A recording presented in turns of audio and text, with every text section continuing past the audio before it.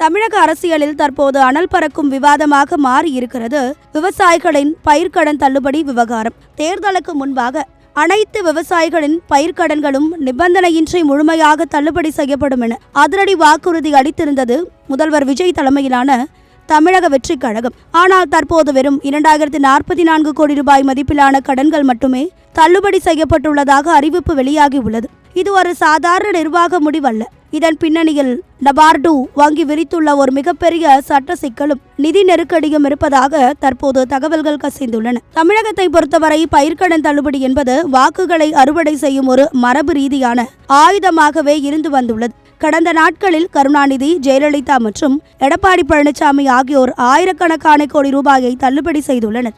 ஆனால் முந்தைய காலங்களில் அரசு ஒரு அறிவிப்பை வெளியிட்டுவிட்டு அந்த தொகையை மெதுவாக தவணை முறையிலேயே கூட்டுறவு வங்கிகளுக்கு வழங்கும். இதனால் வங்கிகளுக்கு வட்டி இழப்பு ஏற்பட்டாலும் அரசுக்கு உடனடி நிதி சுமை இருக்காது. இந்த நடைமுறையை தான் நபார்டு வங்கி தற்போது அடியோடு மாற்றி உள்ளது. காலை 9 மணியிலிருந்து இரவு 12 மணி வரை மே 31 ஒரு நாள் மட்டும். கடந்த ஆண்டு நவம்பர் மாதம் வங்கி கொண்டு வந்த புதிய விதியின்படி மாநில அரசுகள் தன்னிச்சையாக கடன் தள்ளுபடி அறிவிக்க கூடாது.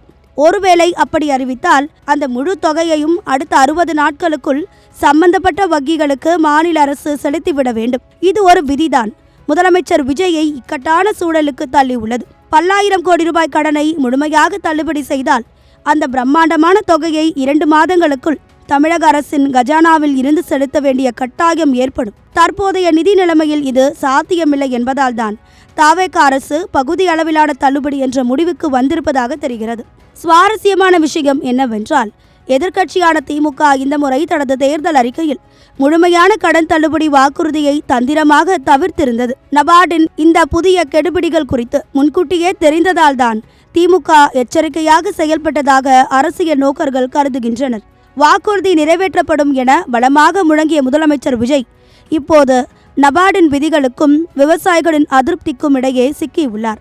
ஒரு புறம் நிர்வாக ரீதியான சிக்கல்கள், மறுபுறம் ஏமாற்றமடைந்த விவசாயிகள் என இந்த விவகாரம் முதல்வர் விஜய்க்கு ஒரு மிகப்பெரிய சவாலாக உருவெடுத்துள்ளது.